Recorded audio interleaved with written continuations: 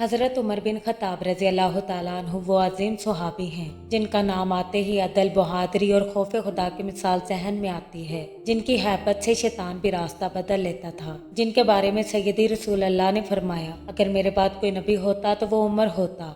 हज़रत Umar bin Khattab की इब्तदाई ज़िंदगी जाहलियत में गुजरी। एक दिन वो सैयदी रसूल अल्लाह को कत्ल करने के लिए निकले, मगर अल्लाह ताला ने उनके दिल को बदल दिया और वह इस्लाम लाने वाले 40वें शख्स बने। इस्लाम लाने के बाद मक्का की गलियां गवाह बन गईं कि हक अब छुपने वाला नहीं। सैयदी रसूल अल्लाह के विसाल के बाद हज़रत अबू बकर सिद्दीक के बाद हज़रत उमर बिन खत्ताब दूसरे खलीफा मुंतखब हुए। आपके दौर में इस्लाम ने 22 लाख मुरब्बा मील पर हुकूमत की। आप रज़ी अल्लाह तआला अन्हु के दौरे हुकूमत में रूम और फारस मुसलमानों के कब्जे में आ गए थे। बैतुल मुक़द्दस, मिस्र, शाम, इराक, ईरान, हर जानिब फतुहात की लहर दौड़ गई। हज़रत उमर रज़ी अल्लाह तआला अन्हु ने ऐसे अदल किया कि दुनिया आज भी उमर के इंसाफ की मिसाल देती है। रातों को छुपकर गलियों में घूमते, रियाया का हाल जानते, अपने बेटे को भी सजा देने से ना रुके। यही वजह थी कि दुश्मन भी आपकी दयानत के कायल थे।